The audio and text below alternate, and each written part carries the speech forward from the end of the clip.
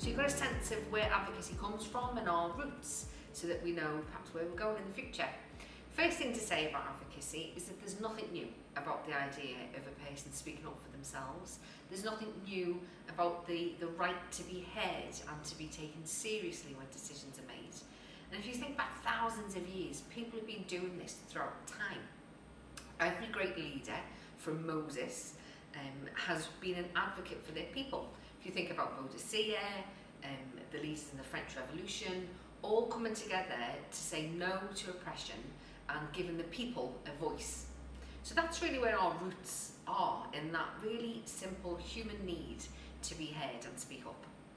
Organised advocacy, as we know it, probably started the second half of the last century, so after the Second World War. And what we saw at that time in the world was a real coming together of nations. And if you think about after the Second World War, the whole world was, in shock. It had witnessed horror that it didn't want ever to be repeated. And it came together, and many people found that the language of human rights was actually a helpful way of thinking about peace and how to avoid war and the tragic horrors of war. So in the late 1940s, led under the human rights champion of Eleanor Roosevelt, they created the first Universal Declaration on Human Rights.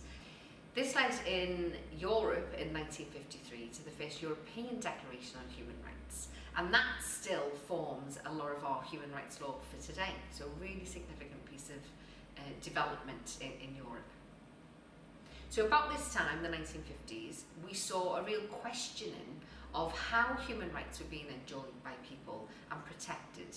And people started to push back on long-established institutions like mental health and psychiatry, and started to question really whether locking people up away for years on end was actually care and was helping anybody. Similarly, questions were being asked around how people with learning disabilities were seen. And in America, we saw the incredible citizen advocate, Wolfenberger.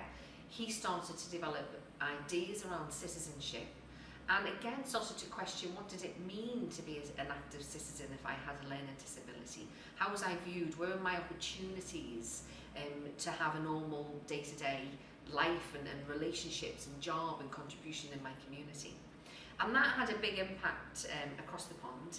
So coming back to England in the 1970s, we started to see citizen advocacy being developed. And when we say citizen advocacy, we're talking about a grassroots movement of people coming together to push for my own rights as a person with a disability. What are my rights? And coming together with other groups of people to ask for that and lobby for change. And in the 1970s, we see another development of rights with the UN Convention on the Rights of the Child. And this is a really beautiful convention, mostly for our sector, because of Article 12. And Article 12 does three things. It says that young people have a right to be heard, they have a right to be listened to and taken seriously. And I think the first Children's Advocacy Service, which was the independent representation for children in need, and that I think was the first issue-based advocacy service where an advocate will go in one-to-one with somebody to work on a specific issue, which is a bit different from the grassroots service user movement of the citizen advocacy side. In the early 1980s, we see mental health developments, we see the introduction of the Mental Health Act 1983, and that introduced some ideas around advocacy. And at the time, there was a handbook on mental illness that gave advice and guidance about setting up advocacy services. So we're starting to see in the 1980s an acknowledgement almost of the role advocacy can play in helping people who use services to speak up and be heard. If we jump now, we're going to leave the 1980s behind, and if we jump now to the beginnings of the noughties, we see a sudden influx of statutory advocacy. And we see in 2002 the very first statutory role, and that's for children and young people. So this is young people thinking about making a complaint under the Children Act, so care leavers, young people with disabilities, young people going through review processes, all those young people have a right to an advocate. Then a year later we see ICAS, which is Independent Complaints Advocacy, so anyone going through the NHS complaints process can have an advocate. Then we have our IMCA, which is the mental capacity advocacy, and IMHE, mental health advocacy, and both of those roles are very narrow in terms of the setting that they're delivered in. So it's either working with people who lack capacity to make certain decisions, or in mental health settings for people who need support through their mental health detention. Rather at this time, the sector's coming together to really ask questions about what it means to deliver good advocacy.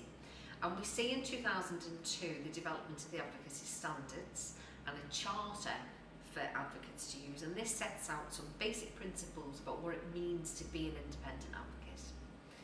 Then in 2009, similarly, we have conversations around what does it mean, what does it look like to be a good advocate, and we see qualifications being delivered through sitting guilds to really raise standards and make sure that advocates are competent in what they're doing. If we go now to 2010, we see another influx of statutory advocacy. So in 2010, we have the deprivation of liberty safeguards, and they're again very narrow, but very important because they provide safeguards for people in very vulnerable situations to make sure that they're represented and their voice and what matters to them is taken into account. Then in 2012 in Wales, there's a mental health measure which extends IMHE in Wales. Then 2015 in England, we have the CARE Act, which introduces lots of provision for advocacy for people going through social services, assessments and planning.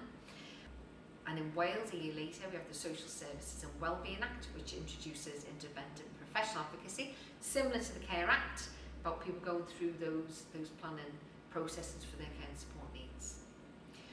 So there we have it. We've got a short history. Advocacy, we're quite young, 40, 50 years, but we're strong, and it's important to know that we do have a history, and this will give us a platform for further developments in the future. So good luck.